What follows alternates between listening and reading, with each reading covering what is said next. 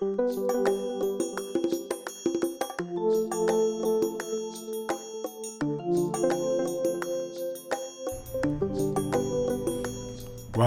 to the Climate Buzz podcast.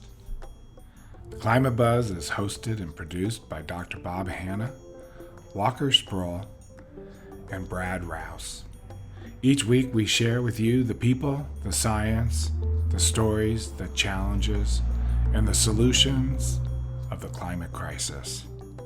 We invite you to like our Facebook, Instagram, and YouTube pages, where you'll have access to all the links, information, and footage discussed on the Climate Buzz.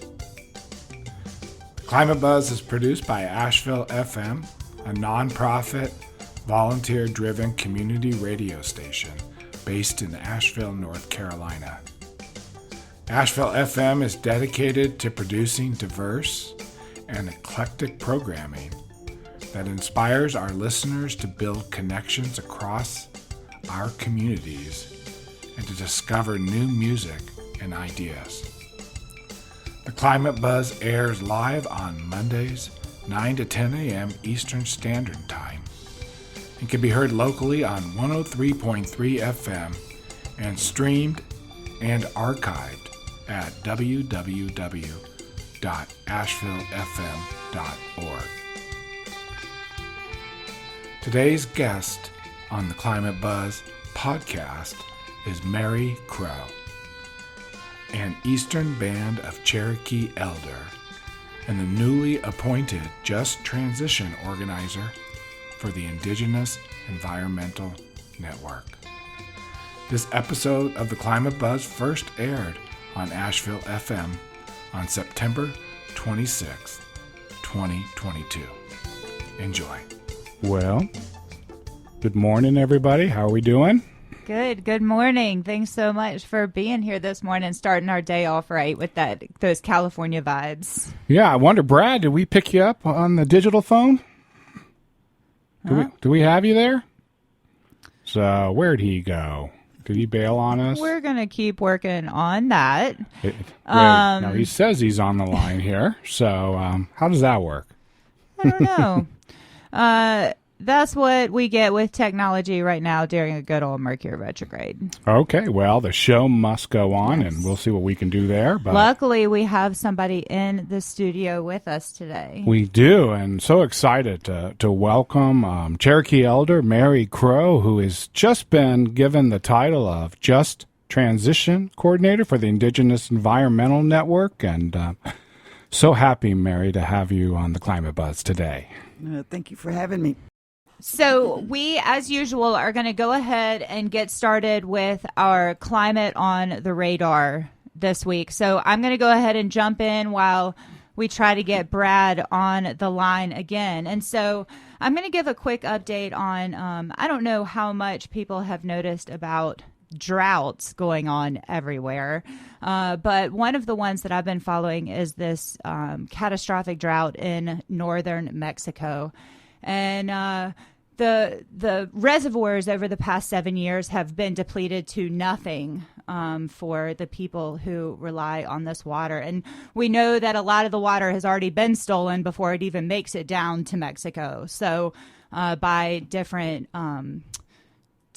places in the United States that siphon off water. But for the people in northern Mexico, they're being forced to they have no water at home. They have no access to water. Their public reservoirs have been depleted, and they're being forced to wait in lines for trucks that may not come that day. And they're not even bringing like potable water. This is water for them to be able to, flush their toilets and things like that. And that's something we don't think about when we don't have water. We also can't bathe. We can't rinse things off. We can't wash dishes. We can't flush our toilets and clean things away. And so a lot of people are being forced to spend whole days waiting for trucks that may or may not come. They still don't have drinkable water, and the water that is being given out, this is something you see in a lot of different situations like this, where the water that is being given out in 16-ounce bottles. Right.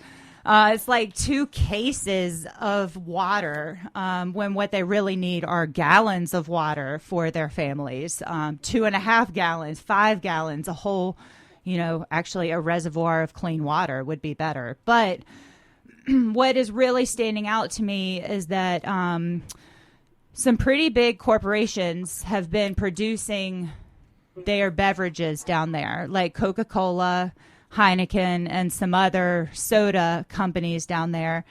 And they are pulling 20 billion gallons of water per year to produce their products. And over half of that has been coming from public reservoirs. Is that right? So no wonder over 7 years, yes, drought is going to deplete some water.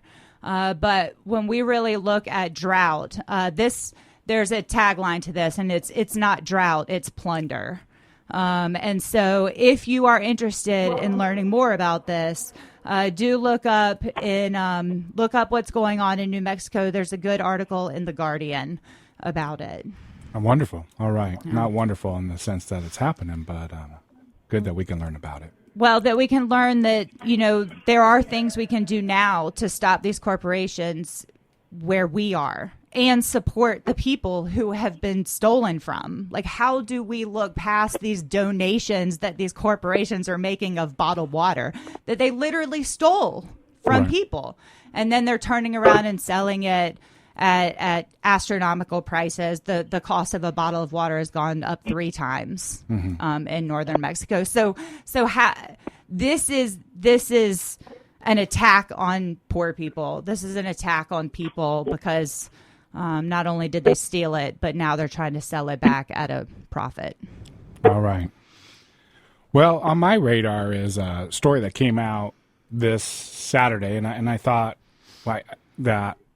I mean, it happened this Saturday, and I think it has a little bit to do with you, Mary, too, on the show, and what the work that you're trying to do, or at least it speaks to it or tries to speak to it, is the U.S. Environmental Protection Agency on Saturday launched a new office that's going to be focused on the needs of minority communities overburdened by pollution, and that there's going to be $3 billion in environmental justice grants that was created by the recent climate bill, the Inflation Reduction Act that was passed. It's going to be an office that's going to be staffed by 200 EPA employees, and the new office is going to he launched the new office at an event that happened in Warren County, North Carolina this weekend on the 40th anniversary of what some say is the birth of the environmental justice movement, when a community, a predominantly black community in Warren County, tried to put a stop to a toxic dump site that they wanted to build in their backyard. And it was a dump that started by a company called the Ward Transformer Company in 1978.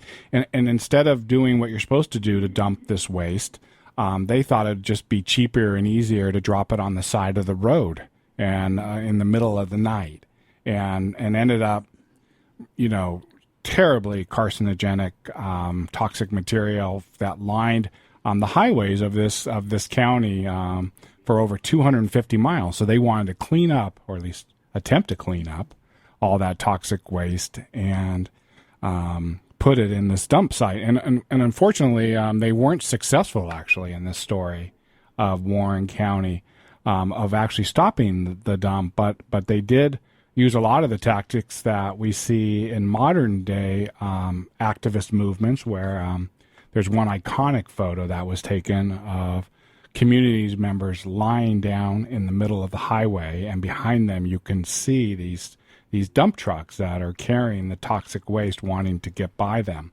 And so there was an event over the weekend in Warren County to commemorate that.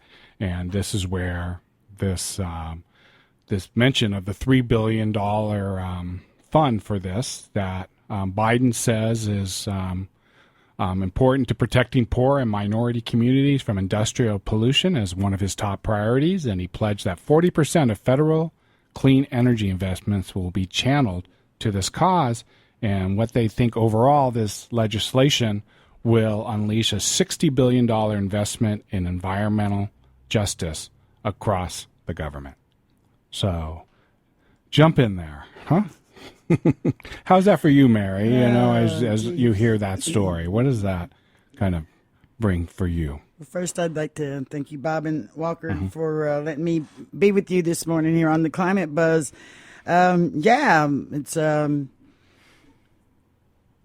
It's Washington, D.C., and whenever you look at coming in with as they say, the Democrats passing the Inflation Reduction Act, and some of this money is coming from that. You know, they had one senator that was holding them up and getting that legislation passed, and that was Senator Joe Manchin of West Virginia. Sure. Now, I don't know if you guys watch your local news station, 13 WLOS, last night, did a segment on the issue with Senator Manchin's what we call his dirty side deal. And it's urgent, people. While it's all, we're thankful for what has come, you know, to a lot of our environmental justice organizations, our grassroots, our Black, Brown, Indigenous communities. We also see what and how Washington works, and how major fossil fuel industries are still, you know, pushing the agenda. For example, to get this passed, you know, Manchin did a side deal, and it's called the Energy Independent and Security Act of 2022, and it's a backdoor attempt to gut environmental regulations and fast track his pet project, the Mountain Valley Pipeline. And we've been standing with the Occaneechi relatives, who are state-recognized relatives in Mabin, North Carolina, where the South Gate area of the Mountain Valley Pipeline would come if it gets passed and cleared to continue. We've been fighting it for over 2 years, 3 years, and it's been stopped, not just by us, but by courts, by the Environmental Protection Agency themselves. It's a predatory company that you know is already violating you know, environmental protection regulations and laws. It's already in violating, you know, the rights of people. A lot of our people in North Carolina in that area are already getting threats with eminent domain and their property taken, and threatened into court. And so this bill attempts to dismantle the bedrock environmental laws and evade environmental reviews and public input on energy projects, and as well as limits the community access, you know, for us to have any redress whatsoever. Where can we go? You know, these families have to go to court to fight to keep their land, but, you know, to get attorneys and to do that, you know, they're poor. A lot of these are your Black and Brown Indigenous communities that aren't well. Now, when we're talking about the issues that you all brought up, drought is everywhere. When you look out west, we're in a mega drought. We're in over a 20-year drought. I've been covering the California story. So in 1996, we, the Eastern Cherokee Organization, hosted the 7th Protecting Mother Earth conference in Cherokee, where over 4,000 indigenous relatives came all over the world, and our theme at that time was Our Rivers, Our Life. And at that time we were fighting to protect our rivers here in western North Carolina, especially the Pigeon Rivers, Scotts Creek, all the way to Tuckasegee, because of the paper plants. Yeah, right. And so looking at what has taken place on how a lot of the communities, you know, started organizing, just like in Warren County, you've seen that over in East Tennessee, you know, that was looking at the pollution that was coming from Champion Paper Mill at that time, going into Tennessee through the Pigeon River. Yeah. And so, you know, looking at how we began to network and organize, with a lot of grassroots environmental organizations, not just here in western North Carolina, but in East Tennessee. And how do we protect this area? We're one of the last of the biodiverse areas in the world. You know, my shirt has protect what you love, and I have some salamanders. You see lizards on my shirt. Mm-hmm. Well, you know, They just found a new species, a salamander that they're now calling the Cherokee black belly. And the Great Smoky Mountains National Park is the salamander capital of the world, and the salamanders are our freshwater indicators, or indicate to us, human beings, where the fresh water is. And it's here. But whenever you get mega droughts out west, then where are people going to go? They're going to go where it's full of water. Yeah. And that's here. And Bobby mentioned when we were at the rally, the first person that approached me was a person from Colorado that said that they moved because of climate change. And I said, no, you moved because you're privileged. We have a lot of relatives out there who can't move, who won't move. The indigenous people of Colorado in that area will not move. Just like here. You know, we were forced to move by governments, by wars, by whatever.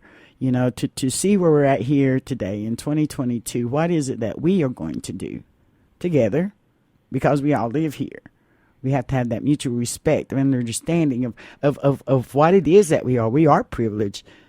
Some of us are very privileged. And some of us are very greedy. And some of us, and I'm putting me out there because I don't want anyone to think I'm in here, trying to point fingers. We can't. We have to stop doing that. That's the point I'm getting to. So what I'm asking your public and those listening, I have some phone numbers real quick that I'd like to give to you. And this number will connect you to your senator. And when you call this number, you tell them that you oppose Manchin's pipeline bill. It's called the Energy Independence and Security Act of 2022. Now, what's happened is the top Dems have rolled this bill into a must-pass legislation known as the Continuing Resolution, which lawmakers will vote on this Friday, September 30th, to keep the government funded. So you see what he did there? Yep. You see what he did there? Joe Manchin, who claims to be a Democrat, cited and decided that he was going to put this bill on a must-pass legislation. Yeah. That they have to. Yeah. So we were up there lobbying and asking our representatives, hey, either take that off of the must-pass bill, right, or close and shut down the government. Now, will they do that? They've got to save face, don't they? Well, I mean, it's why they it's the only reason probably why he went along, Manchin, with signing off on the big climate bill is because that project and so was gonna happen, and it's one that Washington seems determined to make happen. Whenever you talked about earlier in your show that they went down to Warren County to announce their big, $1 billion environmental justice.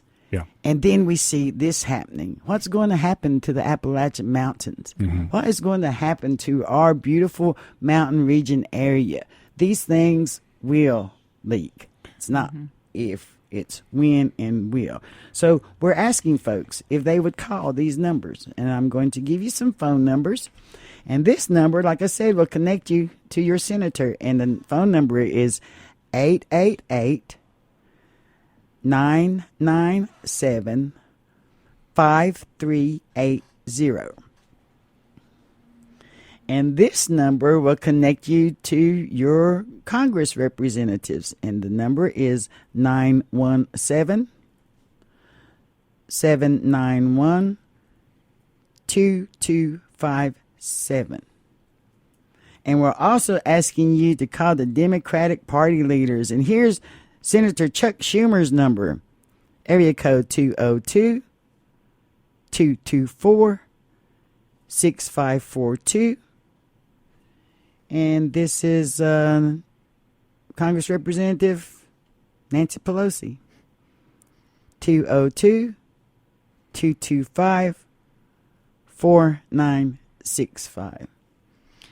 I'm actually really impressed that you have faith in any sort of politician following through. Look, I have to have faith, but I have to have faith in the work that I'm doing because we see what the politicians are doing.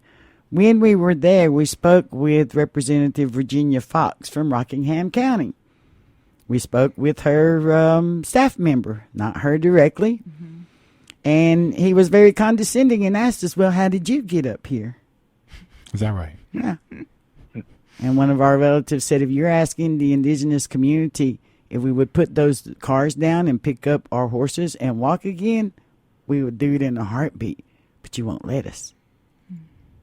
Yeah. Mm-hmm. And he got upset and said this meeting's over with. So the 20 minutes that we had was cut down to 15, and we were asked to leave the office. So as an indigenous person, you know, I know already, but I have to be there. I have to allow them to know that, you know, this is my home, and I will stand. I will do whatever it takes for us to protect this land. This is Creator's offering to us. You know, we're not landowners. We're possessory holders. You know, we're stewards. We're supposed to be taking care of the land, but a lot of us were colonized, right? Not just me. All of us were. And when I go out into the communities here in Western North Carolina and I talk to a lot of our relatives who have gone off the grid, who have gone back to living by the land, that was us. That was my people. But we were told that our way of life was wrong. We were told that these ways, these ceremonies, these things that we did would condemn us to hell. So we had to relearn. We had to decolonize. I had to quit being pitiful and blaming someone taking away something from me. And I had a relative in Sac and Fox, a brother, tell me, he said, no, you're not, your language, your ways, it's not lost. You are. You're lost. And so I had to find out who I was first as a Neowian, as a principal person, as a first people, as what Creator had me to. Then being a Cherokee, because that was the name that was put upon us. Mm-hmm. And then who I am to my relatives and my family, the Eastern Band. How do I look and understand that we as human beings, see, that's why I had to relearn that we're human beings. That we're human beings that were put on this earth for a reason. But we've gotten to the point where we've forgotten that reason. As my daddy used to say, we got above our raising. Right? Well, you know what? Pretty soon we're not going to have anything left.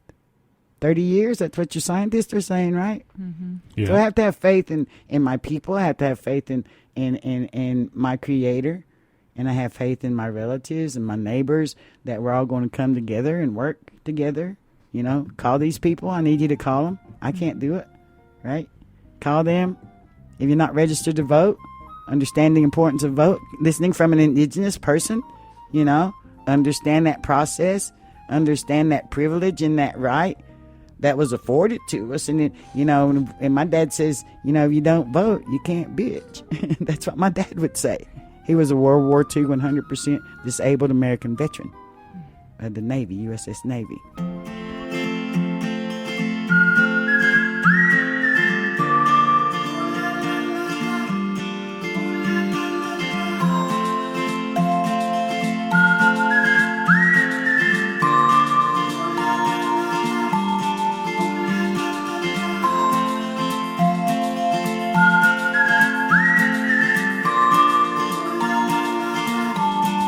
And we mentioned at the rally too that, you know, there's a lot of young folks in your group, and that we'd love to hear kind of, you know, how they're thinking about the climate and about how to take care of our land here. So yes, thank you again, Dr. Bob and Walker, for letting me share this time with you. Yeah, we took a delegation with us to D.C. on September the 8th. We did the rally and the lobbying, and we were able to take a couple of our relatives who had never been to D.C. before. And while we were there, I don't know if some of you know, but I just wanted to say that I appreciate Asheville. I appreciate Buncombe County Commissioners and for supporting us in an effort to change the name of Clingman Dome back to Kuwohi. Yes, my sister Levita Hill and I, my Cherokee sister Levita Hill and I submitted a resolution into council to begin this process.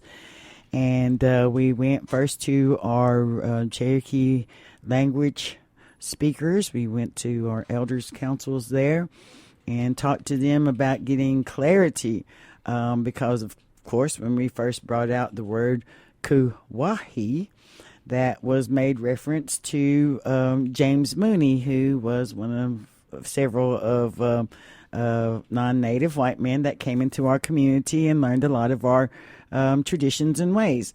But Kuwa is a mulberry. Kuwohi is a mulberry place. And so relearning our language, a lot of our language was hidden and lost because of boarding schools. We weren't able to teach our children our own language because of boarding schools. We had to learn English. My father was 10 when he was forced to go to boarding schools and learn English. So for us to learn from our elders that still carry and know our language, Kuwohi is a spiritual place. It's called the Mulberry Place, but it means more than that. And we know that our prophets were met there. There was a prophecy that our people would go to the Pacific Ocean, and the United Gadua Band picked up the fire from Gadua and carried it to Oklahoma. And they went to Oklahoma first, and then during the Indian Removal Act, the majority of the Cherokee Nation were relocated to Oklahoma. My people, the Eastern Band, hid in the mountains. We organized. We did whatever we could to stay in koala boundary in what is now Cherokee, North Carolina, near the Great Smoky Mountains National Park. What generation was that going back in time? That was. Do you kind of have a family as far as great-grandfather and mother, or how far back when do we get to that time when that happened? To the time of removal? Yeah. You're looking at, excuse me. How many generations ago? 3. 3 generations ago. Okay. Mm-hmm. When you're looking at my grandmother, my maternal line goes to Oklahoma and come back. So my mom was born in Jay, Oklahoma, but she was enrolled with our Eastern Band because my grandfather, her father was. We didn't split us up. The United States government split us up. So we have relatives in Oklahoma. We have relatives, still connected, the same last names, everything. So to bring back Kuwohi, to understand the importance in our stories, we were told that our Yonah, the bear, held council there. Just like in the Bible, our story said that the animals came first. And in our stories, though, the animals got upset with the humans and brought disease. And the plants went into council. And the plants decided that they would have a medicine for any disease that the animals brought onto the humans. So you see a lot of our medicines that you see a lot of our Native people as well as our non-Native people are finding here in these mountains are those medicines. They're proactive medicines. These were things that we ate. These are things that we were sustaining ourselves to keep us healthy. What hurt us and what gave us these diseases was the United States government, imposing these rations and everything else on us, that our bodies weren't used to. So a lot of us have gone back to our traditional ways of sustaining ourselves, our gardens. In the springs, we gather our, wild mountain greens. In the summer, we pick our berries. In the fall, we get, our nuts. And then we have our gardens, and we put that up for the winter, and we hunt. You know, we still hunt bear, we still hunt deer, we still hunt, you know, we hope one day be able to hunt the elk. But how do we bring the buffalo back? Because the buffalo were here. Is that right? Yes. And so there's a lot of relatives, four-legged relatives, all of our relatives that were here, that were pushed out, you know, that were annihilated, that were extinct. But how do we protect that now? So it goes back to who we are as human beings, as people living in this society who now are coming to an understanding, right? You just said it. You know, there's no water. Well, look what's going on in Mississippi, in Jackson, Mississippi, because of what? Because of torrential rains that flooded, because of the infrastructure, because how much money was sent to them during all this time to do what? When your governments fail to protect the most vulnerable, you know, people in your community, then what does that tell you? That tells you that there's some greedy people. So how do you do that? So I got back to this. Get out and vote. Learn your understanding of that. Coming from an indigenous person. You know, they said, like you said, you have faith in the government and there's no saying, sure, you can trust the government. Just ask any Indian person. You know, we seen these backdoor deals, these hustles, these things that happen that as long as the grass grows and the water flows was what we were told in our treaties. Well, guess what? The water's not flowing anymore, is it? The grass isn't growing anymore, is it? Then that was an agreement that the United States made with a lot of indigenous nations. Yeah. That they would take care of that as long as well, guess what? It's not growing anymore. So, you know what do we do now? You know, give it back. You've heard land back. Right? And let me tell you something. The indigenous people will lead you in that. So in my new position, the Indigenous Just Transition. Yeah. In 1996 is when we began a lot of this work. I started with the Indigenous Environmental Network in 1993, fighting against the regional landfill, and we won. You know, we have homes in that area now. But because I fought against my government and this and that, I lost jobs, and so then I started walking and traveling with the Indigenous Environmental Network, going in Sac and Fox in Oklahoma. You know, we have so much oil bearing refineries there. The Osage people, relatives were killed because of their owning the land where the oils were back. You know, we heard of Tulsa, but no one heard about what happened to the Osage. You know, you talked about relatives that have no water. When you're looking at our Dene relatives out in Arizona and New Mexico, they have no water at all. They barely have electricity. But there's a major grid that powers Phoenix, that powers Vegas, that powers, you know, L.A., right? Yeah. Lake Mead. What did they do to the Snake Rivers, to all the rivers that they stopped the flow of salmon? We're trying to get them to take down the dams. Yeah. So what's going to happen when you've got people upriver that are looking at the real selfish, greedy people downriver that want that water still, but they won't stop being greedy. They won't stop, you know, taking more than they need. I mean, so where do we go and what do we do? Well, it's legal, right? In some sense, right. the way these companies and people behind this operate. So how do community members, how do civic, you know, activists, you know, get together? And we're seeing that in Western North Carolina. We're seeing that here in Asheville. We're seeing it in Waynesville. We're seeing, you know, good groups of people, organizations that are coming through and understanding the importance of how we need to network and build an alliance so that we can, you know, protect this beautiful area we call home here in Western North Carolina. So when we talk about these things, you know, when we go out here, as like I said, as an indigenous person, I had to learn this way, right? I had to learn the American way. I was told that this was the only way that would make me happy. This was the only way I could be successful, right? Everybody else was told that too, right? Right? But what happened? What happened? And when I go and talk to the college, not college kids, but some of the other communities, and we talk about the young folk, and I asked them, how many of you guys quit school? And how hard was it for you to go and tell your mom and dad that this wasn't for you. This wasn't making you happy. This wasn't what was success. Mm-hmm.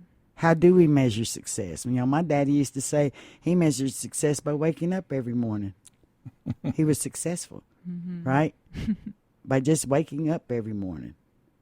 So when we look at those things, when we understand where and what we are here in Western North Carolina, where and what we need to do for the future of Western North Carolina. And that's just coming to the understanding, you know, quit being so greedy instead of standing in that fast food line for 30 minutes, being pissed off, your anxiety, whatever. You know, we talked about that earlier. You know, make you a quick oatmeal something at home.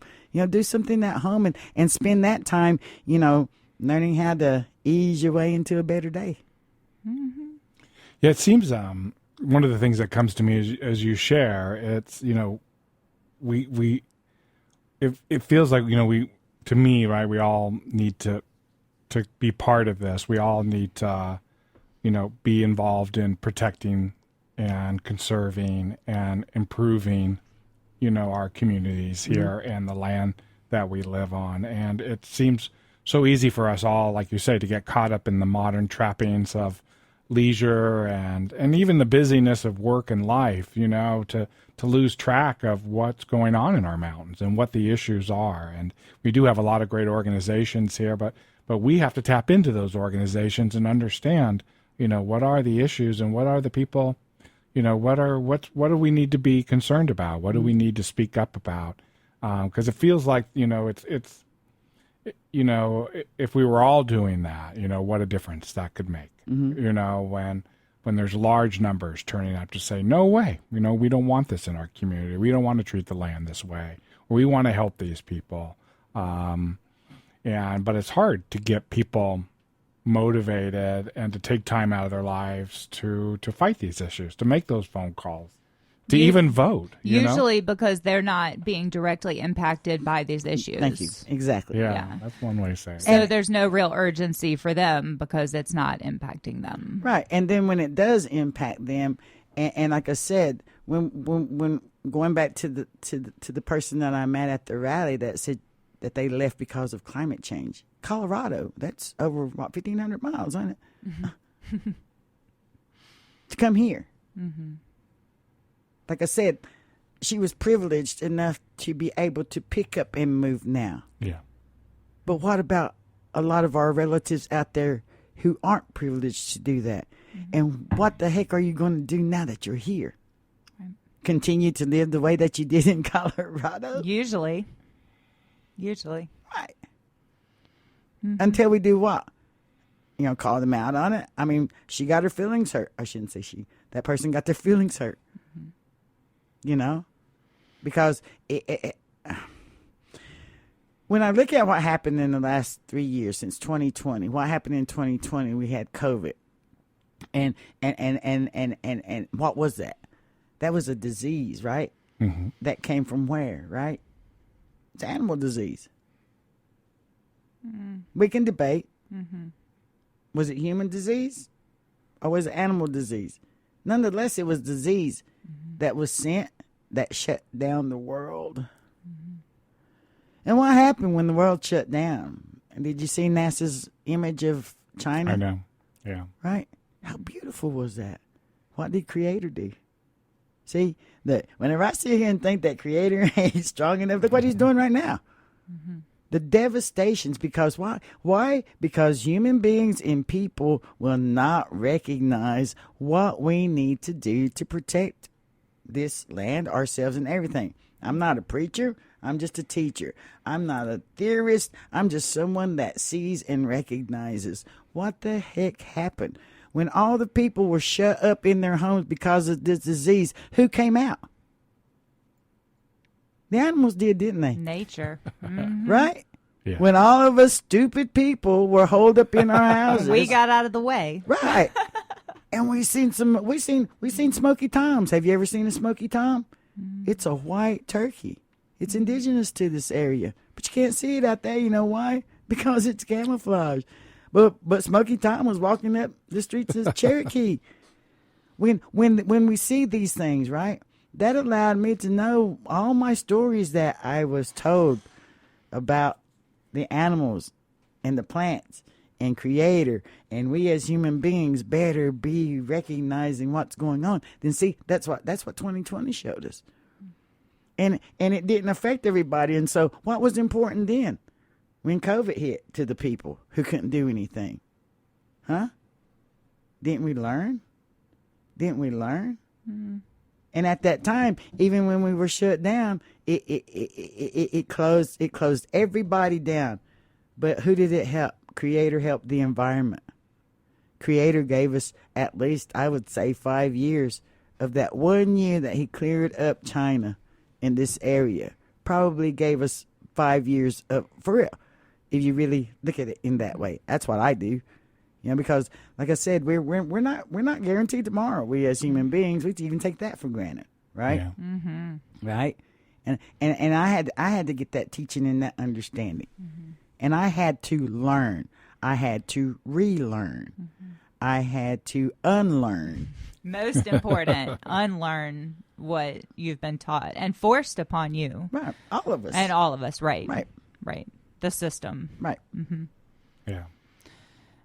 It kind of jumps back to the climate on the radar, where you talked about that $3 billion towards environmental justice. And to me, like, the most important thing you could do for environmental justice is stop doing the things that we're actively doing, but instead we throw money at how to fix it. Just like we bring in funds for climate crisis, but we don't do anything to support the communities in between crises, to build up that infrastructure that would actually help us survive, and help communities survive. Because this isn't about us as a whole. This is about individual communities, because when we have these crises, that is all you have, is your immediate community. Mm-hmm. And so I am now being forced to expand my community to include the animals, because I've never looked at it that way. I always saw myself as, of course, superior. Something I've been taught is like humans are superior to animals. And so I am seeing my own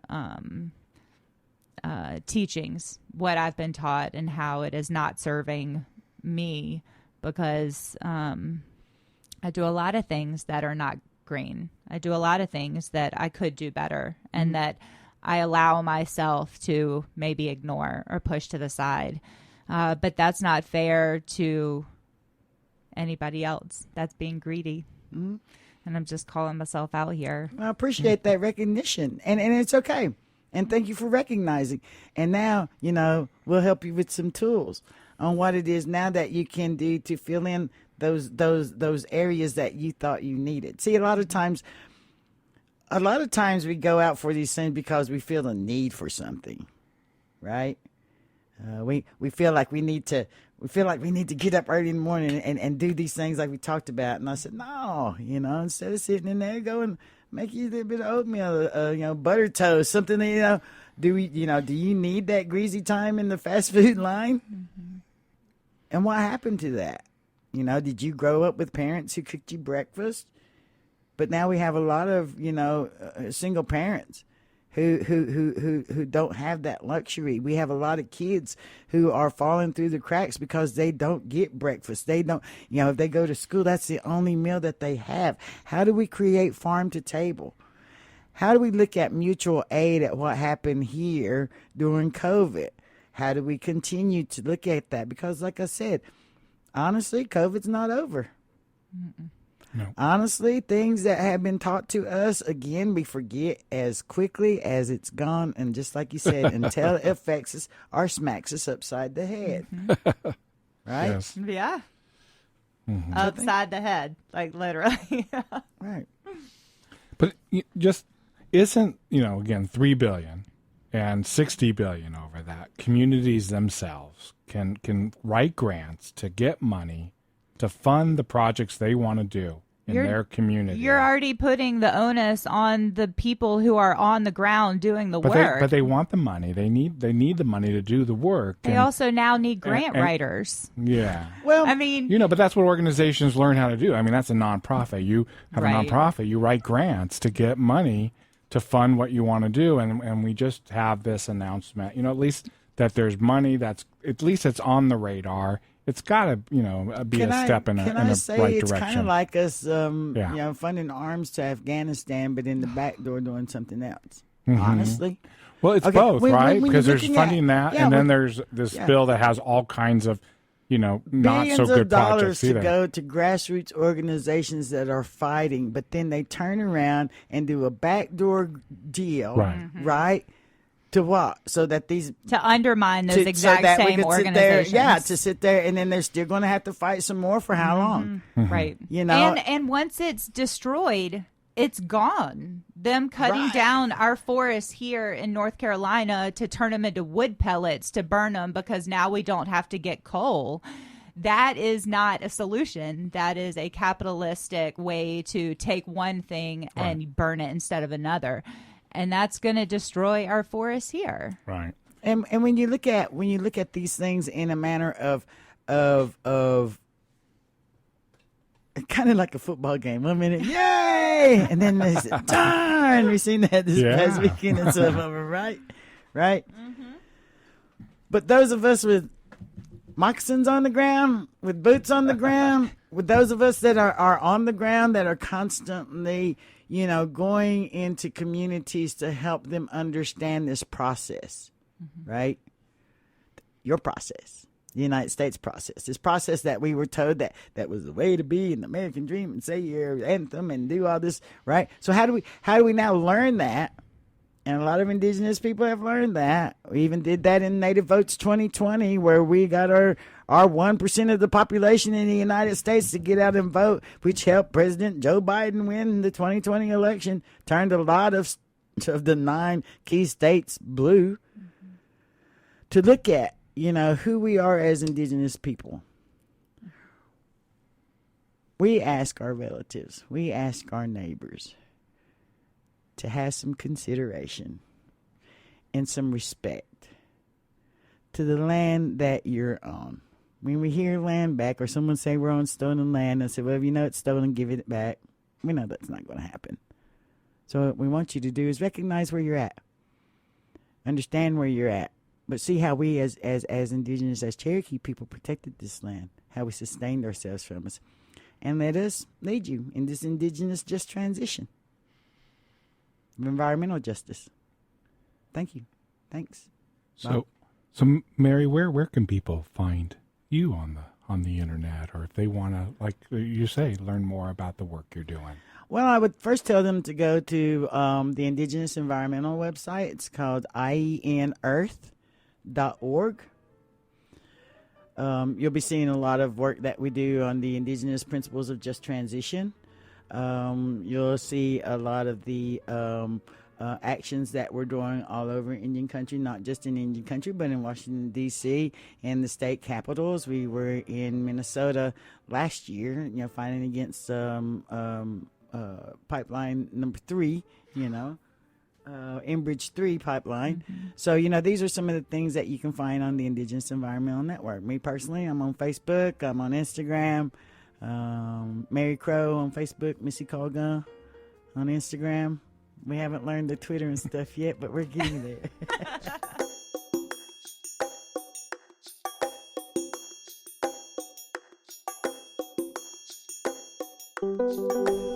Thank you for listening to the Climate Buzz podcast. The Climate Buzz is hosted and produced by Dr. Bob Hanna, Walker Sproul, and Brad Rouse. Each week we share with you the people, the science, the stories, the challenges, and the solutions of the climate crisis. We invite you to like our Facebook, Instagram, and YouTube pages, where you'll have access to all the links, information, and footage discussed on the Climate Buzz. The Climate Buzz is produced by Asheville FM, a nonprofit, volunteer-driven community radio station based in Asheville, North Carolina. Asheville FM is dedicated to producing diverse and eclectic programming that inspires our listeners to build connections across our communities and to discover new music and ideas.